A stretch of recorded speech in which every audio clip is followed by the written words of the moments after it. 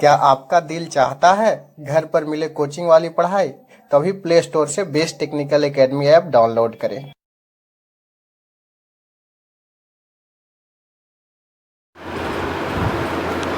Dear student, best technical academy के online portal में आपका स्वागत है। मैं इंजीनियर विकास कुमार।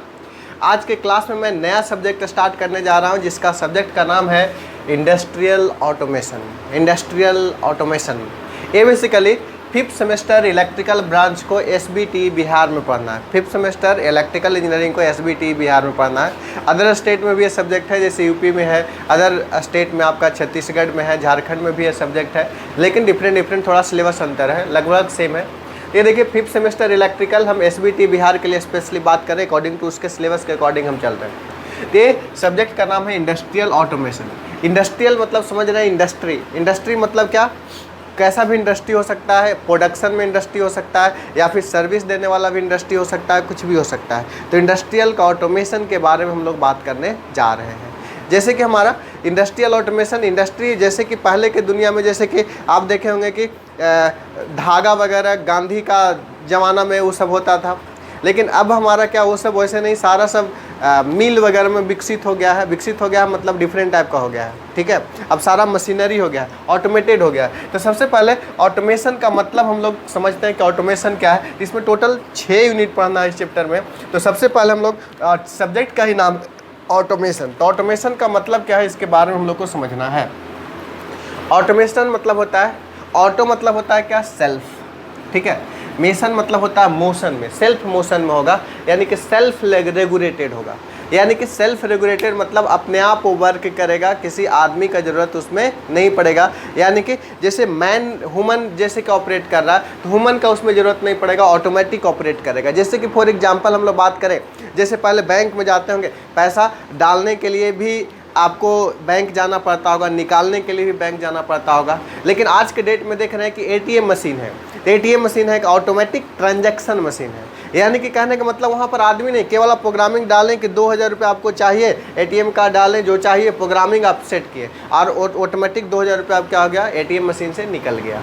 तो वो ATM मशीन जो हो गया से क्या होगा, ऑटोमेटेड हो गया है। वहाँ पर मैन पावर नहीं काम कर रहा, मशीन काम कर रहा है, यानी कि ऑटोमेटिक हो गया। इसके कारण काम आसान हो गया। जैसे आपको डिपॉजिट करने के लिए आपको बैंक जाना पड़ता है, आज भी जाना पड़ता है, लेकिन बहुत जगह पर आपका CDM मशीन आ गया है, कैश डिपॉजिट मशीन आ गया है। तो कैश डिपॉजिट मशीन में देखते होंगे कि आप कैश को वहीं पर जमा कर देते हैं, वहाँ आदमी नहीं है, डायरेक्टली कंप्यूटर है, रोबोट है, जो कि आपका कैश को कलेक्ट कर लेता है, आपको बिल रिसिप्ट दे देता है, आपका अकाउंट में ट्रांसफ़र हो जाता है। यानी कि सेल्फ रेगुलेटेड है। ऑटोमेटिक में, ऑटोमेशन में जैसे कि फॉर एग्जांपल मॉल वगैरह में जाते होंगे तो देखते होंगे कि आपका क्या दरवाज़ा खुल जाता है, ओपन जैसे जाते होंगे नज़दीक तो दरवाज़ा क्या हो जाता होगा, ओपन हो जाता होगा। देखें तो क्या है, सेल्फ ऑटोमेशन है। यानी कि सेल्फ ऑटोमेशन कोई भी मशीनरी है, जैसे कि आप प्रोग्रामिंग सेट कर दिए हैं, जैसे कि आपका कोई भी मूवी चल रहा है, यानी कि आप सेट कर दिए कि मूवी चलना स्टार्ट हो जाए, तो फिर कंप्यूटर आपको मूवी चलाना क्या कर देगा, स्टार्ट कर देगा। इस तरीके से पहले टाइप का रील टाइप का नहीं, पहले रील से मूवी चलता था, अब क्या है, आपका सारा सॉफ्टवेयर अपडेटेड है, सॉफ्टवेयर में सेट किए, मूवी चलना स्टार्ट हो गया। बात समझे,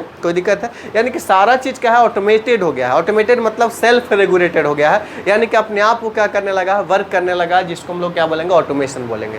तो ऑटोमेशन मतलब सेल्फ मोशन में है, सेल्फ रेगुलेटेड है। ये ऑटोमेशन के कारण क्या हुआ है, बहुत सारे चीज़ बिल्कुल आसान हो गया है। जैसे ऑटोमेशन का नीड क्यों पड़ा, मशीनरी नीड क्यों पड़ा? जैसे कि मान लीजिए कि फॉर एग्जांपल अभी आपको सप्लाई, मान लीजिए कि कोई भी प्रोडक्ट है, मान लीजिए कि आपका रड ही है, तो रड मान लीजिए कि 100 पीस रड का अभी प्रोडक्शन आपके पास है, लेकिन एक बैग प्रोडक्शन आ जाएगा, मान लीजिए कि 400 पीस का प्रोडक्शन आपको डिमांड हो जाए।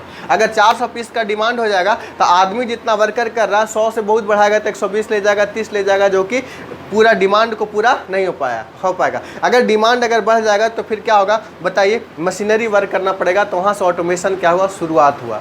बेसिकली सेकंड वर्ल्ड वार के बाद ऑटोमेशन का सबसे ज़्यादा स्पीड पकड़ा है। उसके पहले ऑटोमेशन नाम का चीज़ बहुत कम था, बहुत कम जगह ऑटोमेटेड था, लेकिन सेकंड वर्ल्ड वार के बाद जो है से पूरी तरह से ऑटोमेटेड हो गया। जैसे इतना बड़ा बड़ा बिल्डिंग देख रहे हैं, इतना बड़ा बड़ा बिल्डिंग बनाने में बहुत सारा मशीनरी यूज हुआ है, लेकिन पहले क्या मैन मेड बिल्डिंग बनता था, तो उसमें बहुत ज़्यादा टाइम कंज्यूमिंग होता था। और अब देखते होंगे कि 1 महीना में 2 महीना में अपार्टमेंट खड़ा हो जाता है, लेकिन पहले वो इतना बड़ा अपार्टमेंट खड़ा करने में 2-2 साल लगता था।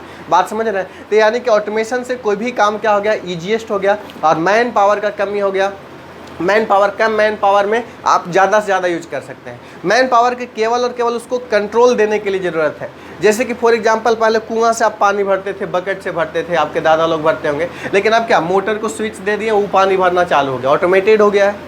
अब केवल क्या मोटर को ऑन और ऑफ करने के लिए ही ऑपरेटर चाहिए, ह्यूमन बीइंग चाहिए, आदमी चाहिए। लेकिन पहले क्या पानी भरने के लिए आदमी चाहिए था, लेकिन अब क्या थोड़ा सा हम प्रोग्रामिंग सेट किए, क्या मोटर स्टार्ट हो जाओ तो मोटर स्टार्ट हो गया। प्रोग्रामिंग सेट किए कि मोटर क्लोज हो जाए तो क्या हो गया, क्लोज हो गया। बात समझे, बंद हो गया। इस तरीके से हम बात कर रहे हैं ऑटोमेशन ला करके पूरा के पूरा स्पीडअप हो गया। इंडस्ट्री क्या हो गया, स्पीडअप हो गया। सारे इंडस्ट्री क्षेत्र में आपका ऑटोमेशन आ गया। जैसे सीएनसी मशीन आ गया। सीएनसी मशीन जैसे लेथ मशीन 10 को जितना प्रोडक्शन देगा, 20 को जितना लेथ मशीन प्रोडक्शन देगा, एक सीएनसी मशीन उतना प्रोडक्शन दे सकता है। तो ऑटोमेशन होने से क्या है, बहुत ज़्यादा ही आपका इंडस्ट्रियल डेवलपमेंट हुआ है, जो कि आपके लिए बहुत ही अच्छा है। ठीक है, तो इस चैप्टर में हम लोग ऑटोमेशन के बारे में पढ़ेंगे।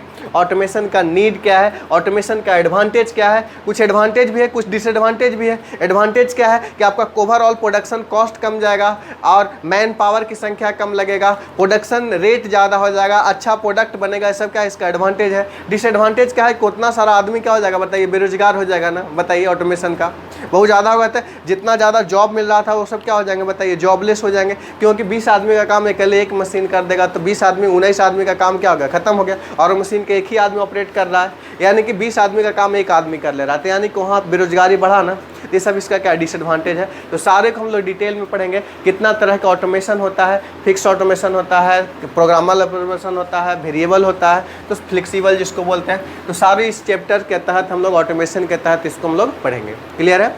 दूसरा हम लोग बात करते हैं कंट्रोल सिस्टम का बात करते हैं। ठीक है, तो कंट्रोल सिस्टम का बात करते हैं। जैसे सिस्टम है, जैसे बेस्ट टेक्निकल एकेडमी क्या है, बताइए, एक सिस्टम है। ठीक है, तो ये बेस्ट टेक्निकल एकेडमी सिस्टम एक तरह का बोल सकते हैं कि कंट्रोल सिस्टम है। जैसे कि पढ़ना, यूट्यूब चैनल में आप कहीं से पढ़ ले रहे हैं। पढ़ना क्या है, आपका टारगेट हुआ कि क्या हो गया, एक यूट्यूब चैनल के माध्यम से आप वीडियो देख ले रहे हैं, तो पढ़ ले रहे हैं, तो एक तरह का क्या हो गया, सिस्टम हो गया। वीडियो देखना, टारगेट है वीडियो देखना, पढ़ाई करना। लेकिन बेस्ट टेक्निकल में आए तो एक रेगुलेशन के तहत आपको वीडियो जा रहा है, कि शेड्यूल के तहत वीडियो जा रहा है, कि इस दिन इस वीडियो जाएगा, दूसरा दिन इस वीडियो जाएगा, तीसरा दिन इस सब्जेक्ट का वीडियो जाएगा, और सिस्टमेटिक वे में वीडियो को कवर किया जा रहा है, सारा लेक्चर को कवर किया जा रहा है, एक प्लान मैनर में किया जा रहा है, रेगुलेट किया जा रहा है। ठीक है, ये बेस्ट टेक्निकल एकेडमी के मैनेजमेंट के द्वारा आप बेस्ट टेक्निकल को पूरी तरह से रूल रेगुलेशन से रेगुलेट किया जाता है। आप ऐप के माध्यम से पढ़ रहे हैं, तो ऐप में भी बहुत सारा रूल एंड रेगुलेशन है। तो एक तरह का बोल सकते हैं कि एक तरह का कंट्रोल सिस्टम है। जैसे कि फॉर एग्जांपल, और सिंपल एग्जांपल लेना चाहें तो सबके घर में फैन होगा। अगर फैन के डायनो को आप हटा दें, फैन के ब्लेड को आप हटा दें, तो फैन का बेसिक काम क्या है, बताइए, हवा देना। अगर डायना को हटा देंगे तो हवा देगा नहीं, ना देगा, तो यानी कि वो सिस्टम नहीं हुआ। लेकिन अगर फैन में अगर डायना लगा दें और केवल स्विच से कंट्रोल करें, ऑन ऑफ होंगे, तो ऑन जैसे होगा तो हवा देना स्टार्ट कर देगा। तो हवा देना स्टार्ट कर देगा तो क्या हो जाएगा, बताइए, हवा देना स्टार्ट हो जाएगा, तो वो सिस्टम हो गया। लेकिन वो कंट्रोल सिस्टम नहीं है, यानी कि आउटपुट दे रहा है, लेकिन वो डिजायर्ड, मतलब फिक्स नहीं कि डिजायर्ड है। हो सकता है कि गर्मी के दिन है और बहुत स्लो चल रहा है, तो गड़बड़ है। हो सकता है ठंडा के दिन है, बहुत फास्ट चल रहा है, हम कम करना चाह रहे हैं, तो उसको रेगुलेट नहीं कर पा रहे, तो वो कंट्रोल सिस्टम नहीं है। लेकिन वही फैन में अगर रेगुलेटर का यूज कर दिया जाए, अगर रेगुलेटर का यूज कर देंगे, तो वही फैन जो हो जाएगा, उसको कंट्रोलिंग एक्शन आपके पास आ जाएगा। तो क्या हो जाएगा, एक तरह का कंट्रोल सिस्टम है। यानी विदाउट ब्लेड वो सिस्टम नहीं है, विथ ब्लेड एंड स्विच जो है से क्या है, बताइए, वो आपका सिस्टम है। लेकिन विथ ब्लेड स्विच के साथ साथ आपको क्या, अगर उसमें रेगुलेटर का यूज करते हैं तो क्या हो गया, कंट्रोल सिस्टम हो गया, यानी कि उसमें कंट्रोलिंग एक्शन आ गया, तो उसको हम लोग क्या बोलेंगे, कंट्रोल सिस्टम पढ़ेंगे। इसमें बहुत सारा चीज़ पढ़ना कंट्रोल सिस्टम में। कंट्रोल सिस्टम आपका ओपन लूप क्लोज सिस्टम होता है, क्लोज लूप कंट्रोल सिस्टम होता है। ओपन लूप मतलब ये इसमें फीडबैक नहीं मिल पाता है, लेकिन क्लोज लूप में आपका क्या होता है, फीडबैक मिल पाता है। जैसे कि फॉर एग्जांपल, कंट्रोल सिस्टम छोड़ो, हम जनरल एग्जांपल बात कर रहे हैं। मान ले कि दो आदमी बात कर रहा है, मान ले टेलीफोनिक कॉल कर रहा है, एक मान ले पटना में है, दूसरा मान ले मुंबई में है। ठीक है, तो अगर पटना से मुंबई कॉल लगाए हैं, इधर से बोलेगा हेलो दोस्त कैसे हो, तो उधर से रिप्लाई आएगा हाँ भाई मैं अच्छे हूँ, तुम कैसे हो, रिप्लाई आया, फीडबैक आया, तो इधर से भी रिप्लाई देगा। लेकिन अगर एक आदमी पटना से कॉल किया मुंबई वाले फ्रेंड के पास, हेलो फ्रेंड कैसे हो, तो उधर से कोई रिप्लाई ही नहीं आ रहा है, तो बताओ ये समझ पाएगा कि वो अच्छा है कि खराब है, अपना मन से समझ लेगा क्या। यानी कि अगर उधर से रिस्पांस नहीं आया तो समझ लो कि ओपन लूप कंट्रोल सिस्टम है, लेकिन अगर उधर से रिस्पांस आया तो क्या मान लो कि क्लोज लूप कंट्रोल सिस्टम है, यानी कि क्लोज लूप जो होता है उसमें कम एरर होने की संभावना रहता है। तो हम लोग ओपन लूप कंट्रोल सिस्टम पढ़ेंगे, क्लोज लूप कंट्रोल सिस्टम पढ़ेंगे, साथ ही साथ इसमें एक वर्ड आएगा ट्रांसफर फंक्शन का नाम सुने होंगे, तो नहीं सुनेंगे तो यहाँ डिटेल में हम लोग पढ़ेंगे, जो कि लैपलेस से रिलेटेड है। लैपलेस ट्रांसफॉर्म ऑफ आउटपुट बटा इनपुट का क्या होता है, रेशियो होता है, उसको ट्रांसफर फंक्शन कहते हैं। और ट्रांसफर फंक्शन से रिलेटेड अगर सीख जाएंगे तो उसमें पोल जीरो आएगा, उसके अलावा अपना इसमें सिग्नल फ्लो ग्राफ आएगा, ब्लॉक डायग्राम, रिडक्शन टेक्निक आएगा। इतना सारा चीज़ हम लोग इस चैप्टर में हम लोग क्या करेंगे, पढ़ेंगे कंट्रोल सिस्टम में। उसके अलावा जो है control system component and electrical actuator है, ये टॉपिक जो है सबसे ज़्यादा लंबा टॉपिक है इस पूरा ऑटोमेशन का, बोल सकते हैं। इसमें हम लोग क्या पढ़ेंगे, बेसिकली ये जो है से आपका बोल सकते हैं कि इसमें कुछ पावर सिस्टम से रिलेटेड पार्ट है, कुछ इलेक्ट्रिकल मशीन से रिलेटेड पार्ट है। जैसे इसमें रिले के बारे में आपको पढ़ना है, कुछ मेजरमेंट से भी रिलेटेड है, इसमें आपको पोटेंशियोमीटर के बारे में पढ़ना है। इसके अलावा इसमें आपका टेकोमीटर के बारे में पढ़ना है, मोटर के बारे में पढ़ना है, स्टीपर मोटर के बारे में पढ़ना है, सर्वो मोटर के बारे में पढ़ना है, सर्वो मैकेनिज्म पढ़ना है। ये सब सारा टॉपिक इसमें हम लोग पढ़ेंगे और ये बहुत ही इंपॉर्टेंट टॉपिक है। क्या होता है सर्वो मैकेनिज्म, क्या होता है servo motor, stepper motor, relay क्या होता है। रिले बेसिकली सेंसिंग डिवाइस है जो कि फॉल्ट को क्या करता है, डिटेक्ट कर लेता है। पोटेंशियोमीटर की मदद से हम लोग स्मॉल वोल्टेज को मेजर करेंगे। सारा चीज़ इसमें हम लोग पढ़ेंगे control system, control and actuator में इस टॉपिक को पढ़ेंगे। जैसे कि बहुत सारा इंडस्ट्री चल रहा होगा तो उसमें क्या क्या कंपोनेंट का जरूरत होगा, कंप्यूटर सिस्टम का भी जरूरत होगा, कुछ मोटर वगैरह भी लगा होगा, तो सारा चीज़ कैसे ऑटोमेशन हो रहा है इस चैप्टर में हम लोग पढ़ेंगे इसके बारे में। क्लियर। अब हमारा कंट्रोलर एंड कंट्रोल एक्शन है। जैसे इसमें दो तीन तरह का कंट्रोलर होता है, एक आपका प्रोपोर्शनल कंट्रोलर होता है, पी कंट्रोलर, एक इंटीग्रल होता है, एक डेरिवेटिव होता है। तो एक है पी प्रोपोर्शनल, आई है इंटीग्रल, डी है क्या, डेरिवेटिव कंट्रोलर। तो पी अलग पढ़ना है, आई अलग पढ़ेंगे, डेरिवेटिव को अलग पढ़ेंगे, फिर दोनों का कम्बिनेशन पढ़ेंगे। ये हमारा जैसे कि इसमें क्या पढ़ेंगे, कंट्रोलर में एक आपका पी पढ़ना, एक हमारा आई पढ़ना है, डी पढ़ना है, पी प्लस आई पढ़ेंगे, पी प्लस डी पढ़ेंगे, हमारा पी प्लस आई प्लस डी पढ़ेंगे। सारा चीज़ को एक साथ मिला करके पढ़ेंगे। तो एक कंट्रोलर एंड कंट्रोल एक्शन में सारा चीज़ हम लोग पढ़ेंगे। एक है प्रोग्रामिंग लॉजिक कंट्रोलर, जिसमें हमारा पीएलसी के बारे में पढ़ना। पीएलसी स्काडा आप लोग नाम सुने होंगे, तो हमारा पीएलसी है, प्रोग्रामिंग लॉजिक कंट्रोलर। इसमें कैसे हम लोग प्रोग्राम करेंगे, जैसे कोई भी ऑटोमेशन का कुछ प्रोग्रामिंग करना होगा ना, तो कैसे हम लोग ऑटोमेशन करेंगे, तो प्रोग्रामर लॉजिक कंट्रोलर के बारे में हम लोग को क्या करना है, पढ़ना है। इस चैप्टर में हम लोग पढ़ेंगे यूनिट नंबर 5 में। एक आपका introduction to the special control system, इसमें हम लोग डिस्क्रीट कंट्रोल सिस्टम के बारे में पढ़ेंगे। ठीक है, तो ये सब हमारा सारे को हम लोग फुल डिटेल्स में पढ़ेंगे।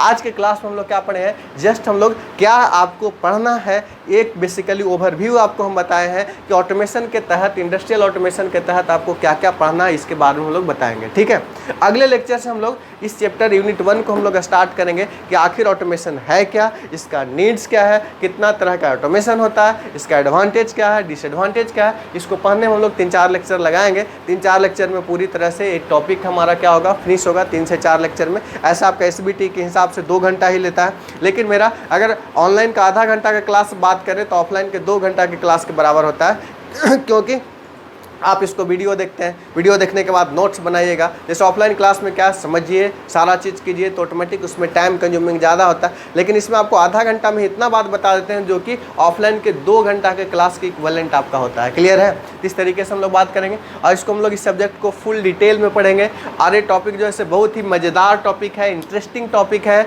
और इसको पढ़ने में बहुत ही आपको मज़ा आएगा। पिछले बैचेज को भी ऑफलाइन बैच में पढ़ाए थे, बहुत मज़ा इस सब्जेक्ट के साथ बहुत इंजॉय किया था। ठीक है, और ये आपके लिए बेसिकली बोल सकते हैं कि आगे चल के इंडस्ट्री वगैरह में जाइएगा तो इस सब्जेक्ट का आपको बहुत ज़रूरत पड़ेगा, खास करके। और अगर बात करें, पहले जेई का एग्जाम में इस सब्जेक्ट से क्वेश्चन नहीं पूछा जाता है, लेकिन अब अगर सेल का एग्जाम देते हैं, यूपीपीसीएल का एग्जाम देते हैं, पावर ग्रिड का एग्जाम देते हैं, तो ये इस टॉपिक से आपका कंट्रोल सिस्टम कंपोनेंट, ये सब से क्वेश्चन आपको पूछना चालू कर दिया है। तो बोल सकते हैं कि पहले इंपॉर्टेंट नहीं था, कंपटीशन में आपका सिलेबस थोड़ा बड़ा करते जा रहा है। पहले का electrical machine, power system, network पढ़ लेते थे जॉब हो जाता था, लेकिन बाद में आपका मेजरमेंट से क्वेश्चन आने लगा और सिलेबस वाइड करके इलेक्ट्रॉनिक से क्वेश्चन पूछने लगा और वाइड करके डिजिटल से क्वेश्चन पूछने लगा और वाइड करके माइक्रो प्रोसेसर लाने लगा और वाइड किया है भाई सब ऑटोमेशन वगैरह से भी क्वेश्चन आपको पूछने लगा। तो सिलेबस क्या है, जैसे वैकेंसी तो फिक्स है कितना ही आएगा, लेकिन कंपटीशन बढ़ते जा रहा है, इस कारण से सिलेबस जेई का भी क्या कर रहा है, बढ़ाते जा रहा है। एसएससी जेई का सिलेबस तो आपका फिक्स है,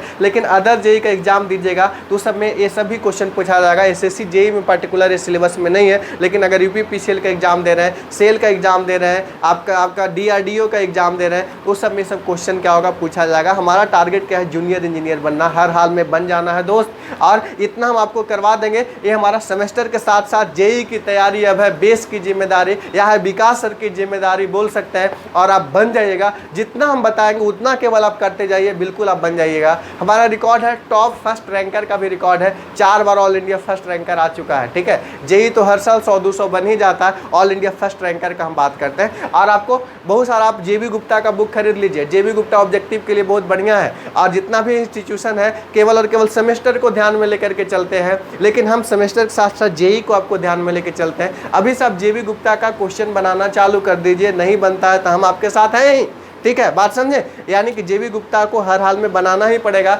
चाहे जैसे बनाइए, और उसको कंसेप्ट के साथ बनाना है। आजकल जेई में 80% कंसेप्ट बेस्ड क्वेश्चन पूछता है, ठीक है। एक बार आपको कंसेप्ट आ जाएगा तो उसके बाद क्या होगा, आप कैसा भी क्वेश्चन घुमाएं आप क्वेश्चन को बना सकते हैं। तो हमारा मेन टारगेट होता है सेमेस्टर, और सेमेस्टर के पैरेलली में जेई का भी प्रिपरेशन मेरा मेन टारगेट होता है। तो सेमेस्टर के साथ साथ हम लोग जेई का भी सिलेबस को कंप्लीट करते जाएंगे, और हम डिटेक्ट करते चलते हैं आपको कौन सा आपका जेई के लिए इंपॉर्टेंट है, कौन सा क्वेश्चन पूछा हुआ है, कौन सा क्वेश्चन पूछने की संभावना है। और सेमेस्टर के लिए तो बताते हैं कि 4 मार्क्स के लिए कौन आएगा, 6 मार्क्स के लिए कौन आएगा, सारा चीज़ हम डील करते हैं, आपको चलते हैं क्लास में, ठीक है। तो आपको बिल्कुल फीलिंग्स नहीं आएगा कि आप ऑनलाइन पढ़ रहे हैं, बस ऑफलाइन जैसा आप फील करें। बिल्कुल हमारा बोलते भी है कि अगर आप ऑफलाइन जैसा फील करना चाहते हैं तो best technical academy app download करें और दोस्तों को भी बताएं, और आप ज्वाइन करें बिल्कुल सिस्टमेटिक लेक्चर, और ये दोस्तों को भी वीडियो को बिल्कुल शेयर करें। अगर यूट्यूब चैनल पर देख रहे हैं तो बिल्कुल सब्सक्राइब करना ना भूलें, बिल्कुल दोस्तों सब्सक्राइब करें यूट्यूब चैनल में, ठीक है।